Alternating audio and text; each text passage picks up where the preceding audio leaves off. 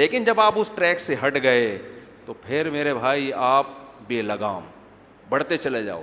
تو اس امت میں بھی یہ کچھ ہوا ہے جو بنی اسرائیل میں ہوا تھا, تو وہ بھی ٹریک سے ہٹ گئے, اور ہٹتے ہٹتے اتنا کچھ پھر انہوں نے اجتہادات, ان میں بھی جناب پروفیسر غامدی صاحب جیسے لوگ پیدا ہوئے, ایکچولی کر کے نا دین کا بیڑا غرق. کل آپ کا پیپر ہے, ایکچولی کوئی مسئلہ نہیں, آپ آج رمضان کا روزہ چھوڑ دیں, ایکچولی کل کیا ہے آپ کا پیپر ہے, تو چونکہ سفر میں روزہ چھوڑنے کی اجازت ہے, وہ بھی ٹینشن ہے, تو قوم کے مستقبل کے لیے روزہ چھوڑنے کی اجازت کیوں نہیں؟ اگر آپ فیل ہو گئے تو آپ جیسے درجنوں اور فیل ہو گئے تو ملک ہمارا ترقی میں کیا ہو جائے گا؟ پیچھے. لاجک تو ہے یار اس کی. تو ایسے نا لاجک کے لیے نس بھی تو ہونی چاہیے, دلیل بھی تو ہونی چاہیے. ہوتے ہوتے ہوتے ہوتے بالکل دین کا بیڑا. بولو, کورونا کے دنوں میں فتویٰ آیا تھا مارکیٹ میں کہ آپ انٹرنیٹ پر بھی اقتدا کر سکتے ہیں. اب تک تو مسلمان نماز پڑھ رہے ہیں, مسجد میں آئیں گے, ایک امام ہوگا, پیچھے اس کے ہاتھ باندھ کے کھڑے ہوئے ہوں گے.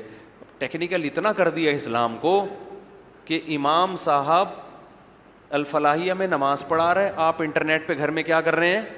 حالانکہ تمام فقہا کا اجماع ہے کہ اتحاد مکان ضروری ہے, جگہ ایک ہونی چاہیے امام اور مقتدی کی. صدیوں سے اجماع خود ایک دلیل ہے, قرآن سے ثابت ہے.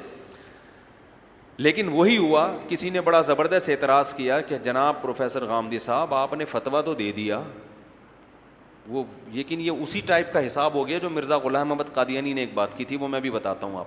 یہ فتویٰ تو آپ نے دے دیا, لیکن آپ کو پتہ نہیں ہے اس پہ کتنی انگلیاں اٹھیں گی. اس لیے کہ اگر اسلام آباد کے امام کو کوئی کراچی میں بیٹھ کے فالو کر رہا ہے تو کراچی بیت اللہ کے قریب ہے اور اسلام آباد دور. یہ کون سی نماز ہے کہ امام 1500 کلومیٹر مقتدی سے پیچھے کھڑا ہوا ہے؟ تو یہ جو میں ابھی واقعہ سنا رہا ہوں, ان کو غامدی صاحب پہ آپ فٹ نہ کریں. مجھے غامدی صاحب کی ایک چیز پازیٹیو لگتی ہے, باتیں بے شک جتنی مرضی غلط کریں مگر اسٹائل تہذیب یافتہ ہے. کیونکہ ہمارے بعض اسکالرز ایسے ہیں باتیں بھی غلط اور بیان کرنے کا انداز بھی انتہائی بدتمیزی والا, جو کسی اسلامی اسکالر پہ سوٹ نہیں کرتا, اور لوگ ان کو واہ واہ کر رہے ہوتے ہیں. ابے جس کو بولنا نہیں آتا, بدتمیزی والا لب و لہجہ.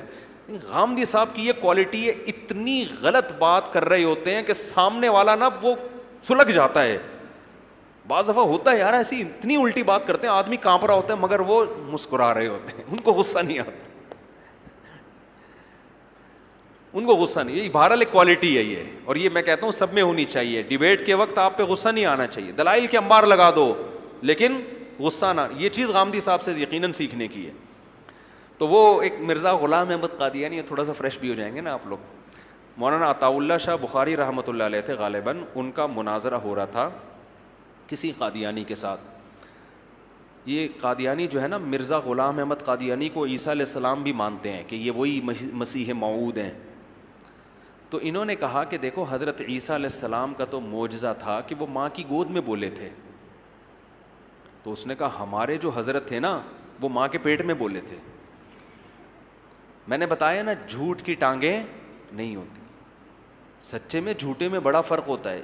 جب آپ پھینکتے ہو نا تو پھر بعد میں سوچتے ہو کہ اس کے مطلب کیا ہے. تو انہوں نے فوراً پکڑ لیا. انہوں نے کہا اگر وہ ماں کے پیٹ میں بولتے تھے تو دیکھو راستے تو دو ہی ہیں جہاں سے آواز آتی ہوگی, یا تو ادھر سے آتی ہوگی یا کسی اور جگہ سے آتی ہوگی. دو ہی چیزیں ہیں جہاں سے آواز آ سکتی ہے. تو اگر ادھر سے آتی تھی تو پتہ کیسے چلتا تھا کہ بچہ بول رہا ہے کہ ماں بول رہی ہے؟ تو ایک ہی جگہ رہ گئی جہاں سے آواز آتی تھی جس سے پتہ چلتا تھا کہ یہ بچہ بول رہا ہے.